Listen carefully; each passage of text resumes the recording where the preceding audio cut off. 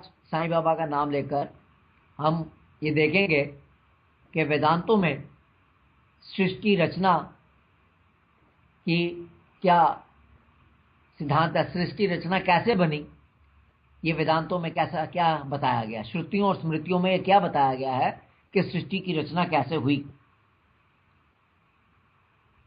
असल में श्रुति और स्मृतियों में सृष्टि रचना के बारे में कई तरीके से बताया गया है। ऐसा बताया गया है, एक ये तरीका है कि ये सृष्टि प्रभु के संकल्प से बनी, परमात्मा के संकल्प या विचार से बनी।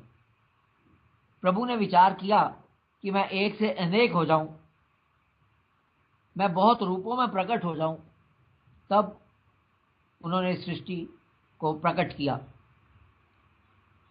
प्रभु संकल्प से कैसे सृष्टि रचना करते हैं, ये बहुत विस्तार से हमारी पुस्तक योग विशिष्ट में श्री वशिष्ठ जी श्री राम को बताते हैं। वो बताते हैं कि परमात्मा की चैतन्य शक्ति अलग अलग रूपों की कल्पना करती है और स्वयं ही दृश्य जगत बन जाती है। अर्थात प्रभु की चैतन्य शक्ति ही कल्पना करके दृश्य जगत बनती है। संसार अपने संकल्प से बना है और संकल्प का नाश होने पर यह नष्ट हो जाता है। जैसे पानी में बुदबुदे और लहरें अपने आप पैदा होते हैं, उसी तरह आत्मा खुद हिलती है तो चेतन की चित्त शक्ति अहंकार के साथ मिलकर स्थूलता को प्राप्त होती है और अंत में ब्रह्मांड का रूप धारण कर लेती है। चेतन की चित्त शक्ति अपने आप में जो सृष्टि पैदा करती है वही जगत कहलाती है। सर्वशक्तिमान होने के कारण ब्रह्म जैसी भावना करता है स्वयं वैसा हो जाता है।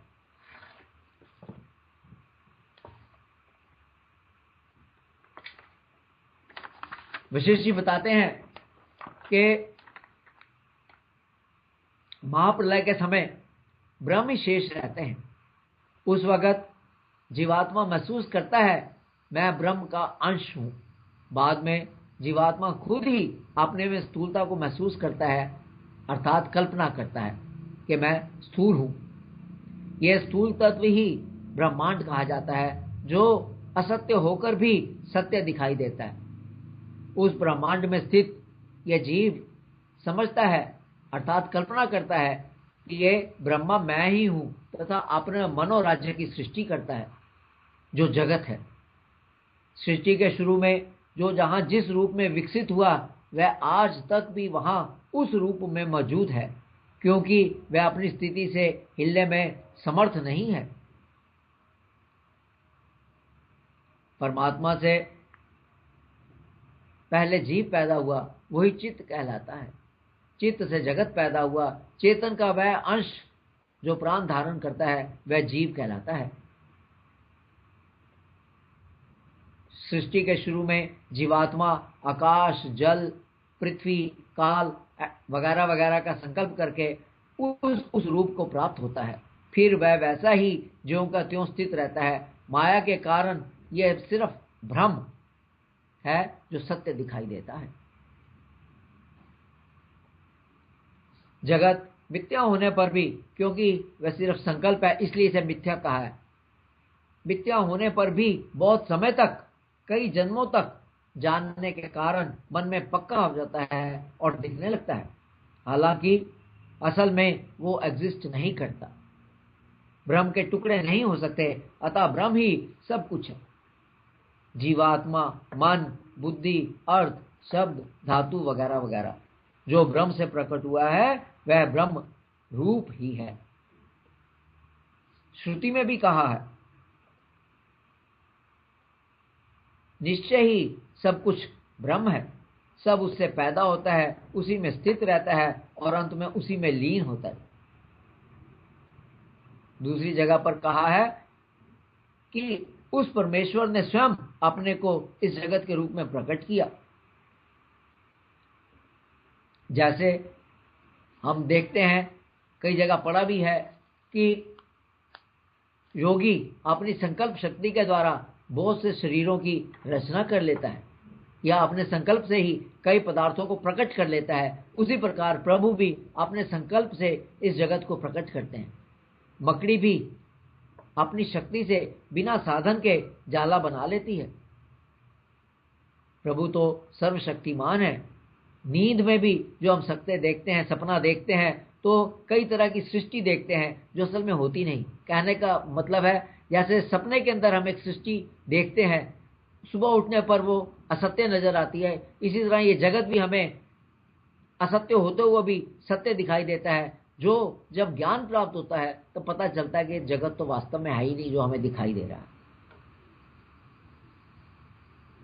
श्रुति, कहीं कहीं पर श्रुतियों में आकाश, आनंदमय, ज्योति तथा प्राण नाम से भी जगत का कारण बताया गया है। वह परम ब्रह्म परमात्मा का ही वर्णन है।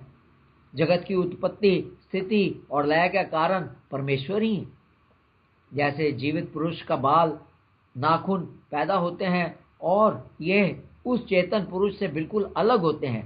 बाल जड़ हैं, काटने पर दर्द नहीं होती, लेकिन अगर हाथ में पिन चुभाया जाए तो दर्द होती है, हाथ को काटा जाए तो दर्द होती है। इसलिए बाल या नाखून हमारे शरीर से बिल्कुल अलग हैं। इसी तरह से अविनाशी परमात्मा से ये सारा जगत पैदा होता है जो परमात्मा से भिन्न है। सत्य स्वरूप सर्वशक्तिमान परमात्मा में जड़ चेतन जगत मौजूद तो है पर अप्रकट रहता है तथा वह परमात्मा के संकल्प से प्रकट होता है। यही उत्पत्ति है। सारा जगत पैदा होने से पहले तथा प्रलय के बाद परमात्मा में छुपा रहता है। क्योंकि वो छुपा हुआ है, इसीलिए वो प्रकट होता है या पैदा होता है जब वो संकल्प करते हैं। जैसा कपड़ा धागे में छुपा रहता है तथा जब तक वह कपड़ा नहीं बन जाता वह दिखाई नहीं देता, हमें धागा ही दिखाई देता है। लेकिन प्रकट होने के पहले और प्रकट होने के बाद दोनों ही स्थितियों में कपड़ा अपने कारण अर्थात धागे में मौजूद रहता है। जब धागा देखते हैं तब कपड़ा उसमें मौजूद है, लेकिन हमें धागा दिखाई देता है जब तक कि वो कपड़ा बन नहीं जाता और उससे अलग भी नहीं होता। कपड़ा बनकर भी, वो जो कपड़ा बन जाए तब भी, और धागे में भी कपड़ा है तो धागे में कपड़ा मौजूद है और उससे अलग भी नहीं होता। उसी तरह जगत को भी समझना चाहिए। जगत उत्पत्ति से पहले भी परमात्मा में स्थित होता है और उत्पन्न होने के बाद भी उससे अलग नहीं हुआ, उसी में रहता है। अब आगे इसके अंदर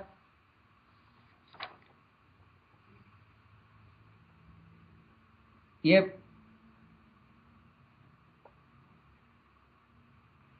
बात समझने की है कि ये बात बतानी जरूरी है कि पर ब्रह्म परमात्मा पूरी तरह से जगत के आकार में नहीं स्थित होते। वेद कहते हैं कि ब्रह्मांड परमात्मा के एक पार्ट में स्थित है तथा परमात्मा के बाकी 3 हिस्से परम धाम में स्थित है। अर्थात परमात्मा के एक अंश में ये सारा जगत दिखाई देता है, बनता है, लेकिन परमात्मा उससे बहुत अधिक है, जगत से बहुत अधिक है।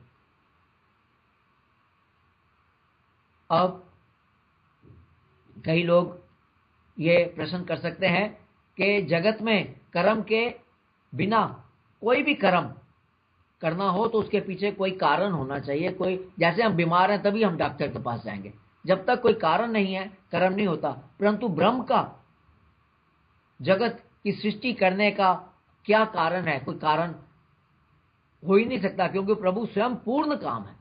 उनके लिए क्या प्रयोजन हो सकता है कि वो जगत की सृष्टि करें? और दूसरी बात यहां पर यह है, दूसरा प्रश्न यह है कि परमात्मा की प्रवृत्ति तो सबका हित करने के लिए है, ऐसा ही उनका प्रवृत्ति होनी भी चाहिए, पर इस दुखमय संसार में जीवों को कोई सुख नहीं मिलता। उनमें दुख भी है, सुख भी है। अतः पर ब्रह्म को, परमेश्वर को जगत का करता नहीं मानना चाहिए। तो दो बातें यहां पर कही गई हैं कि एक, अगर प्रभु सत्य काम है तो उनके पास कोई कारण नहीं होना चाहिए जगत बनाने के लिए। कारण क्या हो सकता है कि सत्य है, और बिना कारण के तो कोई कर्म होता ही नहीं। और दूसरी बात कि प्रभु का एक ही पर्पस है कि सबका हित करें, लेकिन ये संसार में तो बहुत दुख भी दिखाई देते हैं, इसलिए प्रभु को कर्ता नहीं मानना चाहिए, जगत का कर्ता नहीं मानना चाहिए। परंतु ये धारणा ये ठीक नहीं है, क्योंकि ये अक्सर देखा जाता है कि सिद्ध महापुरुष परमात्मा को प्राप्त कर लेते हैं, वे बिना किसी मतलब के अपने स्वभाव से ही जगत का हित करने के वाले कर्म करते हैं। तो कई महात्मा जैसे साईं बाबा हैं, गुरु नानक देव जी हैं, जो परमात्मा को तो प्राप्त कर लेते हैं, लेकिन फिर भी अपने स्वभाव से ही जगत का हित करने वाले कर्म करते हैं, लोगों के दुख दूर करते हैं। ऐसे कर्म कोई फल पैदा करने में समर्थ नहीं होते। इसी तरह प्रभु की जगत रचना आदि कर्मों से अथवा मनुष्य आदि अवतार लेकर कर्म करने से अपना कोई उनका प्रयोजन, अपना उनका कोई कारण नहीं है, तथा इन कर्मों में कर्तापन का ना तो अभिमान है ना आसक्ति है। ये कर्म केवल लीला मात्र है, क्योंकि इसमें अभिमान नहीं है, इसमें आसक्ति नहीं। ये कर्म दिव्य और निर्मल है। भगवान केवल संकल्प मात्र से इस विश्व की रचना करते हैं। जगत के जीवों के उद्धार करने के लिए उनकी एक एक लीला होती है। उनकी लीला का रहस्य समझ में आ जाने पर मनुष्य का जगत में होने वाली घटनाओं के प्रति राग द्वेष समाप्त हो जाता है। एक बार ये पता चल जाए कि सब कुछ परमात्मा ही है और ये जो लीलाएं हो रही हैं परमात्मा की लीला ही है, जो कुछ भी हम देख रहे हैं परमात्मा की लीला है, तो फिर राग और द्वेष कैसा, क्रोध कैसा, निंदा कैसी, सब समाप्त हो जाता है। अब क्योंकि निश्चय ही सब कुछ ब्रह्म है, परमात्मा है, परमेश्वर है, तो और परमात्मा ही अपने इस जगत के रूप में स्वयं ही प्रकट हो रहे हैं, तब ये बात अगर हम अपने व्यवहार में याद रखें, अपना कर्म करते वक्त लोगों से मिलते जुलते बात करते हुए, तो कोई हम बुरा काम नहीं करेंगे। हम जानेंगे कि दूसरा व्यक्ति जो है वो सिर्फ परमात्मा का ही रूप है, तो ये फिर झगड़े नहीं होंगे। जो आजकल एक संसार के अंदर मार काट मची हुई है, लूट मार मची हुई है, वो सब धीरे धीरे समाप्त हो जाएगी। तो ये बात व्यवहार में याद रखने की है कि सब परमात्मा है, परमात्मा से सब उत्पन्न हुआ है, उन्हीं के द्वारा ये सब संचालित हो रहा है। ये याद रखने से जीवन बहुत सुखमय हो जाएगा। तो इस बात को आज यहाँ पर समाप्त करते हैं। धन्यवाद।